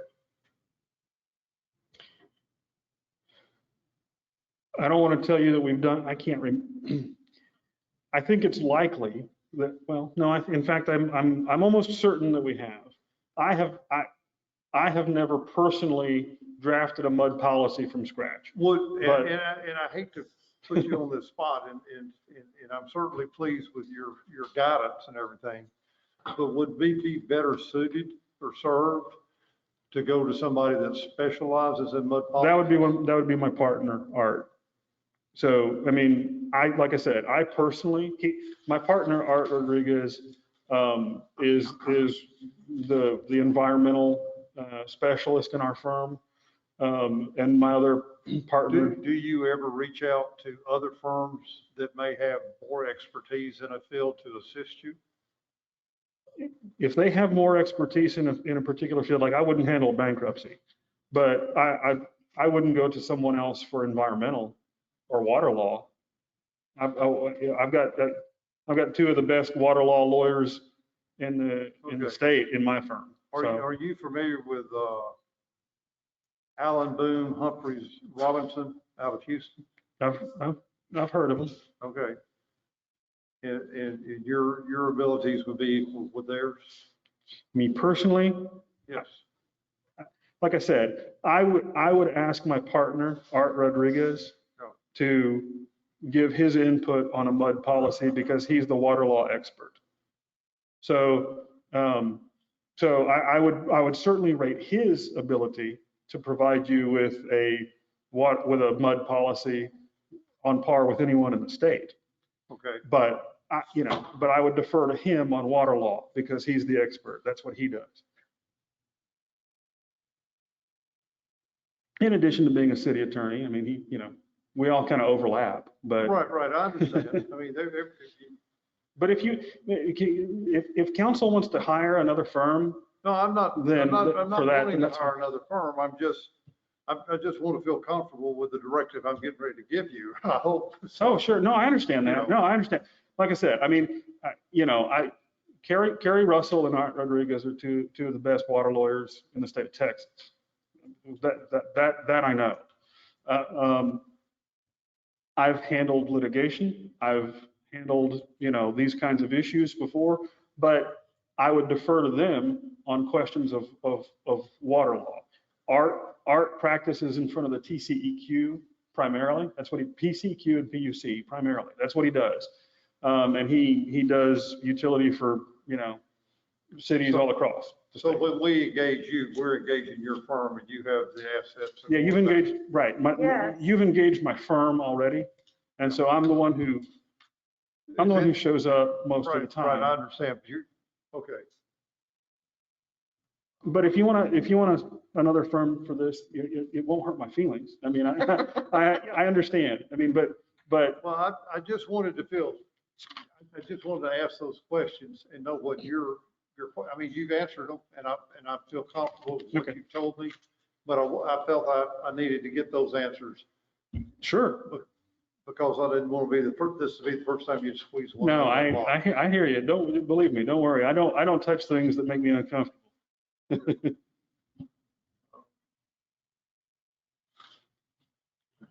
Any other discussion or anything? So is that something that you could have me look at in the next month? Or this is something that can go? No, we can certainly have, we can have commentary and edits in time for your next meeting next month. Sure. Mayor Pro Tem, if you're ready for a motion, I'll make one. I think I'm ready with somebody at the end of the discussion right now. Go for it. All right. I make a motion that we authorize our legal counsel to proceed and review and edit the mud policy as submitted tonight for our consideration. And secondly, I authorize them to complete and furnish us with a recommended development agreement and have those ready for us prior to our next meeting. The only development agreement policy. Okay, development agreement policy. Okay, thank you. Yes, That's sir. why you're here. Yes, sir. We have a motion from Mr. Smith. Do we have a second? second from Mr. McClellan. Any other discussion? If not, all in favor? All opposed? Oh, opposed. We got one opposed. You get that one? Yes, sir. Item number 5, we go on to item number 6, which is consideration and possible action on disbursement of tuition reimbursement to Victoria DeRue. I think you can check this, you should have the. So this is a similar request that you've seen from Sergeant Thornhill. Detective Garu is also going to school and submitted this request. Last time there was discussion about funds. I'll tell you, I got here in August and tried to put a budget together. The way I read the policy is, I think the city as a whole funds this. Budgets for it, I don't think they got done. I'm assuming no one's been using this benefit before. So I've let them know that there may not be funds for this, but they could certainly request the funds. I will tell you, one of my initiatives with the officers is that advanced education. I think there's a big value to it in police officers. I'm encouraging them to go to school. So I apologize if I prompted them to start requesting all these things. But I do think there's many benefits to police officers having those degrees. And so I am encouraging them to get their degrees, but you have to request in front of you. Okay, I have a question, Chief, and how long has this officer been on our payroll? I believe she's been here 3+ years. Okay. I believe there's also a caveat in there that if they leave within a certain amount of time, they have to reimburse the funds. Okay. I attached the policy to it. Did you? I think Yeah, and it's in my packet. I didn't bring it up with me. I think it's 1 year. If they leave I within think a it's year. 1 they year have to pay. 1 year from the receipt of payment, they have to reimburse the funds. Correct. And they have to be employed with the city at least 2 2 years years. before they can even submit a request. Correct.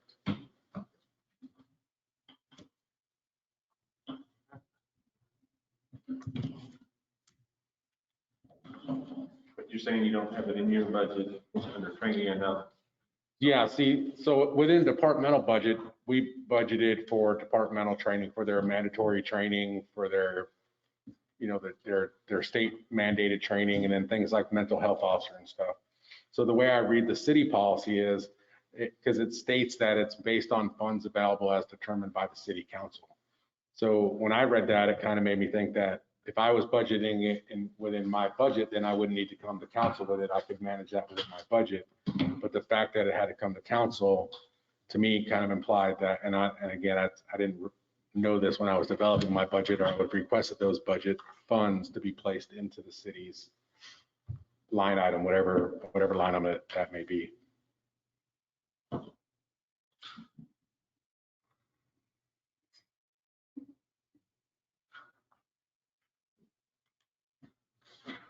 Anybody have any other questions for Chief, or I would move to approve? Oh, do you? I'm good. We have a motion from Mr. McClellan to approve. We have a second. I'll second. We have a second from Mr. Smith. All in favor? Aye. All opposed? I'll let her know. Thank you. When I prepare our budget next year, I'll make sure that we have some funds somewhere. Thanks, Chief. Okay, item number 7. I think we will skip till after we go to executive session and come back out of executive session. So at this time, at 8:22, we will end the regular session and go into executive session. What time did you say? 8:22.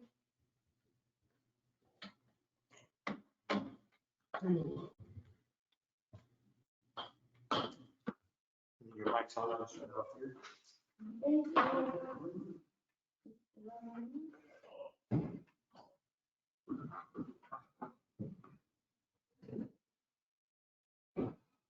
might be able to start with this first and then.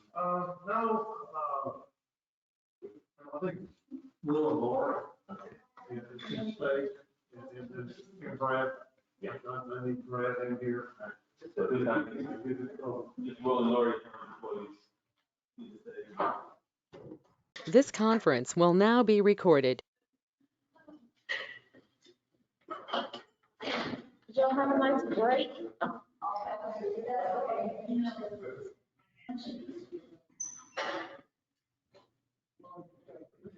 Yes, sir. Tell me when we're good, Will. We're good. We're good. All righty, so at 9:28, we'll come out of executive session and go back to regular session. And for item number 1 in executive session, and I apologize, I did not read the 3 items, so I will read them now. So item number 1, which was Texas Government Code 551.074, to deliberate the appointment, employment, evaluation, reassignment duties, discipline, or dismissal of a public officer or employee, city administrator, and city secretary. So with that, there's no action. Item number 2, which was Texas Government Code Section 551.071, consultation with attorney, and Section 1.05, Texas Disciplinary Rules of Professional Conduct, confer with attorney regarding legal issues associated with the wastewater treatment plant permit application WQ 00105490002. There was no action. And item number 3, Texas Government Code 551.071, consultation with city attorney, and Section 1.05, Texas Disciplinary Rules of Professional Conduct, confer with city attorney regarding Canyon Lake percentage of ownership in water service lines and related billings. No action on that.